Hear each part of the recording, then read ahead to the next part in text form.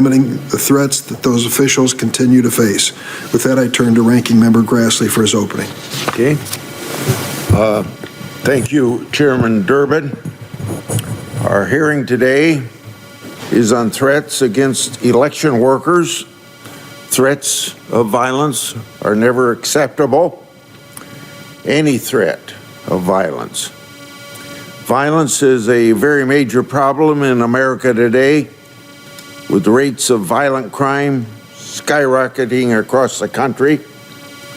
Not since the 1990s have we seen these levels of murder, assault, carjacking, robbery, attacks on police, and other violent crimes. The start of this violent crime wave began in 2020 as police nationwide were pulled off the streets. A study from the Council of Criminal Justice showed that murders in major cities in 2021 were 44% more than in 2019. So far this year, major cities of Baltimore, Los Angeles, Philadelphia, Washington, D.C., Atlanta, and New York City are already worse than in 2021. The baseline is rising. Higher rates of violent crime are becoming the new norm. Some of the main causes of this rise in violent crime are anti-police rhetoric, de-policing efforts, progressive prosecution, bail reform, defund the police movements. We talk about the crisis faced by law enforcement officers last week in this very committee in our hearing about attacks on police. This crisis in policing is happening at the same time that progressive prosecutors refuse to hold violent criminals accountable for their crimes. Witness after witness in this committee has told us that bail reform helps to release violent criminals who then can go commit more crimes. We all heard about the horrible story that occurred at Waukesha, Wisconsin, when a man drove into the parade of people, killing 6 people and wounding many more. He was out on bail for a violent crime. He should never have been free, but a progressive prosecutor and lax laws allowed him to get out and kill all those people. Research is clear that a huge amount of violent crime in any city is committed by a very small number of repeat offenders.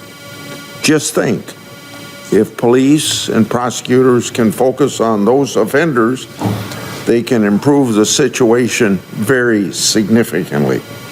But because of difficulties at the state level in terms of understaffed police departments, progressive prosecutors who turn a blind eye to violent crime, and state legislatures who often soften criminal laws and implement bail reform, states don't seem to be solving this problem, nor are they able and capable of doing it all alone. Federal support is necessary. Congress must treat violent crime as a very top priority. For this reason, last week I introduced Combating Violent and Dangerous Crime Act. The bill contains common sense proposals to reduce the spike in violent crime in the nation, proposals that would expand federal prosecution options for offenses like murder, carjacking, bank robbery, and assault on police. All of my fellow Republicans on this committee have co-sponsored this bill, and I thank them for doing it. The Department of Justice should also be treating violent crime as a top priority, but that's not what we're seeing from this Department of Justice. In the summer of 2020, under the Trump administration, the Department of Justice conducted Operation Legend, which was targeted towards prosecuting violent criminals in places in America that had the worst rate of violent crime. This effort was a supplement to the overstretched state and local law enforcement and court systems which simply could not deal with the surge in violent crimes that they were seeing. But whenever a question about violent crime comes up, the Department of Justice only wants to talk about gun control, not punishing criminals who commit violent crime.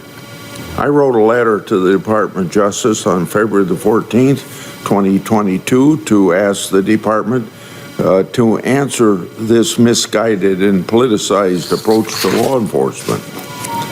Now, we're here on the subject of this hearing.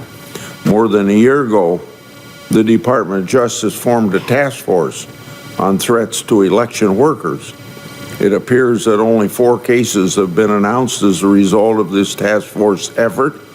Now, that's after more than a year's work, just 4. And there have been no charged acts of violence against election workers. These prosecutions may be very worthy, but the existence of a full DOJ task force is confusing. Compared to Operation Legend, which resulted in about 1,500 prosecutions for crimes involving drugs, guns, and violence.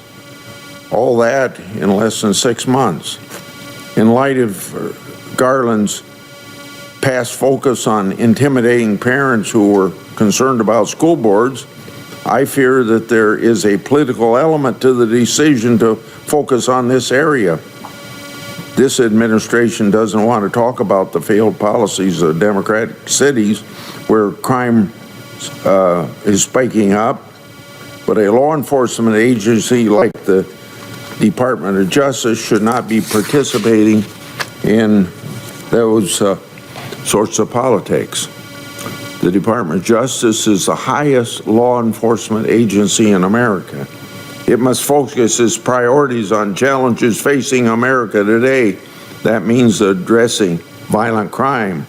If we can only reduce the homicide numbers to where they were before the defund the police movement, we could save as many as 6,000 lives per year, because that's how much it has spiked up in the last 2 years.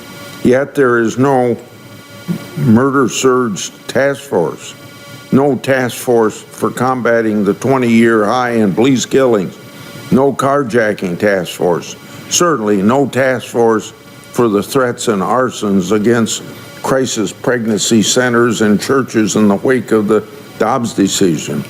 The Department of Justice is not choosing what to convene task forces on by levels of violence. They're choosing a political message, I believe, and that will have a real consequence on the safety and lives of many Americans. I yield. Thank you, Senator Grassley. In the current Congress, this Judiciary Committee has held hearings on law enforcement officer safety, mass shootings, domestic terrorism, protecting children from gun violence, carjackings, hate crimes, reducing violence in Chicago, violence against women, and more, including multiple oversight hearings of law enforcement agencies. We have another oversight hearing tomorrow with the director of the FBI scheduled. The subject of this hearing is threats to election workers. We have 2 panels. The first panel, we welcome the Assistant Attorney General Kenneth Polite. Assistant Attorney General Polite is a longtime federal prosecutor who oversees the Justice Department's criminal division, including the Election Threats Task Force. We also welcome Kim Wyman, Senior Election Security Advisor at CISA, the Department of Homeland Security's Cybersecurity and Infrastructure Security Agency. Prior to CISA, Ms. Wyman, a Republican, served for nearly a decade as Washington's elected Secretary of State, so she certainly knows this field very well, and we welcome her. I'm going to ask them both to be sworn in. They'll then be given 5 minutes each for opening statements, and then a round of questioning from the senators, up to 5 minutes each, and then our second panel will be recognized. If you would please stand. If you raise your right hand, do you swear or affirm the testimony you're about to give before this committee be the truth, the whole truth, and nothing but the truth, so help you God? Let the record reflect both witness answered in the affirmative. Mr. Polite, I'm going to allow you to start. Good morning, Chairman Durbin. You want to make sure your mic's on. Good morning, Chairman Durbin, Ranking Member Grassley, and members of the committee. Thank you